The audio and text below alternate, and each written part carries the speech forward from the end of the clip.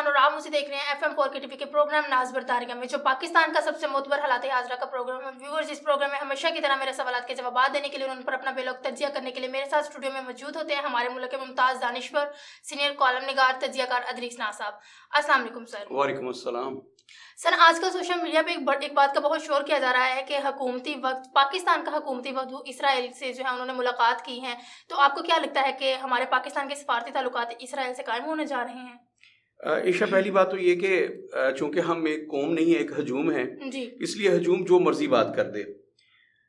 हम किसी न किसी पॉलिटिकल पार्टी के इस वक्त तर्जमान बने हुए हैं, हम पाकिस्तान के तर्जमान नहीं हैं। जी सर। पहली बात तो ये कि इसराइल में कोई भी हुकूमती वफद नहीं गया, ये बात खातिर जमा रखिए। जी। 2 लोग गए हैं, उनमें एक सिर्फ पाकिस्तान टेलीविजन का एक एंकर है, ठीक है, पाकिस्तान टेलीविजन का एंकर, और उसकी कोई सरकारी हैसियत नहीं है कि मतलब सरकार का एक मुलाजिम है और वो भी एक इदारे का, पीटीवी का।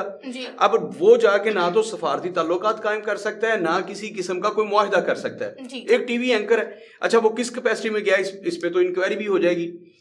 जिस तरीके से मतलब ये बात चल रही है, मेरा ख्याल है कि इसका कोई ना कोई इदारा नोटिस लेगा और इसकी इंक्वायरी हो जाएगी कि आप क्यों गए थे, किसके कहने पर गए थे, पूछ लेना चाहिए। हुकूमती वफ़द जो होता है वो कम अज़ कम ये होता है क्योंकि वजीर गया हो जिसकी कोई सरकारी हैसियत हो, और जब हुकूमती वफ़द जाते हैं वो छुप के नहीं जाते, बाकायदा से पहले खत लिखे जाते हैं, वक्त लिए जाते हैं और फिर वो जाते हैं और उसका एलामिया जारी होता है। ऐसा कुछ भी नहीं हुआ। हम लोग क्या करते हैं, ये जो सोशल मीडिया के बचुंगड़े, आज मुझे गुस्सा आया इस बात पे और मैंने वो लफ्ज़ इस्तेमाल किया जो हमारे एक बड़े सीनियर सहाफ़ी जो है सोशल मीडिया के लोगों के लिए इस्तेमाल करते हैं कि सोशल मीडिया के बचुंगड़े। इन लोगों ने इस बात को उठा के एक बतंगड़ बना दिया। मुझे इससे कोई सरोकार नहीं कि इसका नुकसान शहबाज शरीफ हुकूमत को पहुंचता या नहीं पहुंचता फ़ायदा।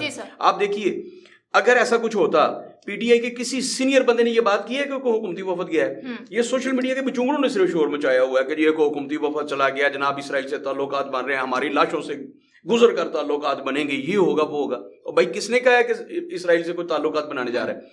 और मैं एक बात तो सबसे पहले क्लियर कर दूं, जो भी हुकूमत, वो जरूरी नहीं शहबाज शरीफ की हो, पाकिस्तान की कोई भी हुकूमत जब भी इसराइल से सफारती ताल्लुकात कायम करेगी, याद रखिएगा उसका कब्रिस्तान जो है, उसकी कब्रें जो है रबुआ में बन जाएंगी। ये कौम उन्हें सियासी तौर पर नहीं, प्रैक्टिकली दफन कर देंगे रबुआ में।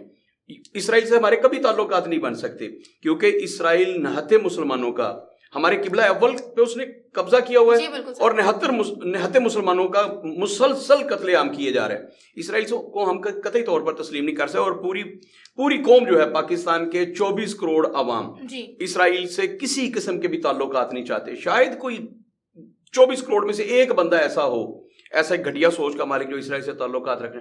पाकिस्तान की कौम की अक्सरियत नहीं, 100% जो कौम है इसराइल से ताल्लुकात नहीं रखना चाहते, इसलिए इसराइल से किसी किस्म के सफारती ताल्लुकात नहीं बन सकते। जहां तक ताल्लुक है कि हुकूमती वफद गया, ये हुकूमती वफद नहीं गया।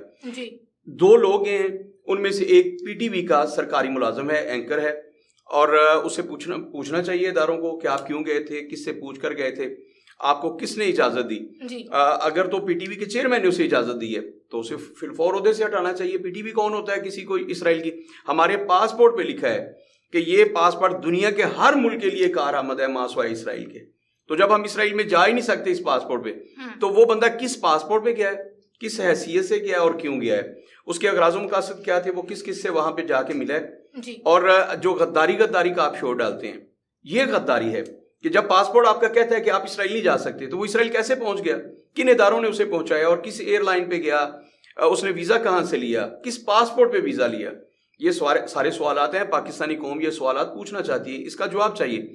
लेकिन मैं सोशल मीडिया के बचुंगड़ों से आज ये गुजारिश करूंगा कि ये बहुत बड़ा कौमी सलामती का इशू होता है। आप छोटे से इशू को लेकर देखिए, नून लीग से किड लेना, किसी किस्म की पीटीआई को पछाड़ना, ये बहुत माइनर सी चीजें हैं। लेकिन हमारे यहाँ इमरान खान साहब से लेकर सभी लोगों ने कौम की ट्रेनिंग ये कर दी है, गद्दार का तो खेल हम खेल रहे हैं।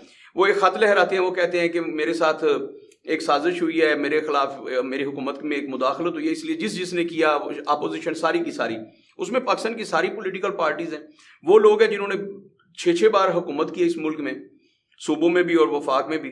तो उन लोगों को गद्दार कहने के सर्टिफिकेट तो यहाँ बांटे जाते हैं। अब सोशल मीडिया के बचुंगड़ों के हथे ये बात चढ़ गई है कि पीटीवी का एक एंकर जाके वहाँ इसराइल में गया है, तो इनके हथे ये बात चढ़ गई, इन्होंने पूरे मुल्क को, पूरी हुकूमत को गद्दार कहना शुरू कर दिए। ईशा, कभी आपने गौर किया कि पाकिस्तान की आबादी अगर 22 या 24 करोड़ है, तो इसमें पता है आपको اگر 24 کروڑ ہے تو یہاں پہ 22 کروڑ جو ہیں وہ غدار ہیں اور 22 کروڑ جو ہیں وہ کافر ہیں. کیونکہ جو بندہ آپ کے فلسفے کے مطابق, آپ کے عقیدے کے مطابق نماز نہیں پڑھتا وہ کافر ہے. کافر فلاں کافر. ہم دوسروں کو مسلمان کرنے نہیں آئے, ہم کافر قرار دینے آئے ہیں. ایک بندے کو کسی نے کبھی مسلمان کیا ہے اپنی تبلیغ سے, اپنے کردار سے, اپنے اخلاق سے؟ ہم نے کسی کو مسلمان نہیں کیا. تو ہم کافر تو ایک منٹ میں قرار دے دیتے ہیں کہ جو میرے عقیدے کے مطابق نہیں ہے, جو 11ویں شریف کا ختم نہیں دلاتا یا دلاتا ہے وہ کافر ہے. ٹھیک ہے, دوسرا یہ کہہ دیتا ہے. تو جو بندہ اہل بیت کو میرے جیسی محبت کرتا ہے وہ مسلمان ہے, جو میرے جیسی محبت نہیں کرتا وہ کافر ہے. ٹھیک ہے, یہاں پہ یہ کافر کے سرٹیفکیٹ بن. تو یہاں پہ آدھی آبادی کافروں کی ہے, آدھی آبادی غداروں کی ہے. جو آپ کے مذہبی فلسفے کا قائل نہیں ہے وہ کافر ہے, اور جو آپ کے سیاسی نظریے کا قائل نہیں ہے وہ غدار ہے. تو یہاں کافر اور غدار کا کھیل کھیلا جاتا ہے. انڈیا نے کبھی نہیں کہا کہ وہابی جو ہیں یا شیعہ جو ہیں وہ کافر ہیں یا سنی کافر ہیں. ٹھیک ہے, انہوں نے کبھی نہیں کہا. وہ کہتے ہیں کہ پاکستان میں سارے مسلمان بستے ہیں.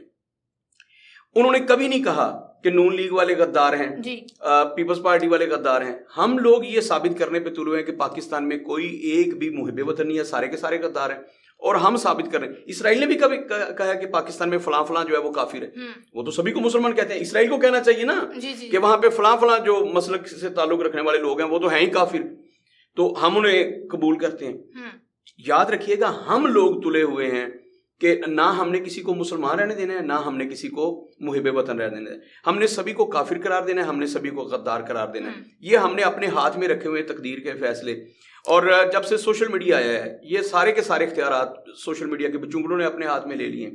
وہ جس کو جی چاہتے ہیں کافر کا سرٹیفکیٹ دے دیتے ہیں, جس کو جی چاہتا ہے غدار کا سرٹیفکیٹ دے دیتے ہیں, جس کو جی چاہے محب وطن قرار دیں, جس کو جی چاہے وہ مسلمان قرار دیں. یہ تو ہمارے ہاتھ میں اور ہمارے اختیار میں. یاد رکھیے گا, ایک سب سے بڑی طاقت اوپر بیٹھی ہے جس نے یہ فیصلے کرنے ہیں. اور میں بار بار کہتا ہوں کہ آپ نے ایک ہوتا ہے الزام, جی سر, ایک بہتان ہوتا ہے. ہم ایک دوسرے پر بہتان لگاتے ہیں. الزام تو یہ ہوتا ہے نا جو میں نے جرم کیا ہے, آپ اس کا مجھ پہ الزام لگا دیں کہ اس نے یہ کیا, بعد میں ثابت ہوتا رہے گا نا. آپ آئینی شاہدین پیش کریں گے, ایویڈنس پیش کریں گے ویڈیو کی یا جو بھی. لیکن یہاں پہ یہ رواج ہی نہیں ہے. یہاں پہ بس کہہ دیا اور آپ فوری طور پر وہ کروڑوں لوگوں تک میسج جو ہے وہ وائرل ہو جاتا ہے. ہماری پارٹیز جو ہیں وہ کروڑوں نہیں اربوں روپیہ خرچ کر رہی ہیں سوشل میڈیا پر, اور ان کا ایک ہی کام ہے کہ دوسرے کو پچھاڑنا کیسے ہے.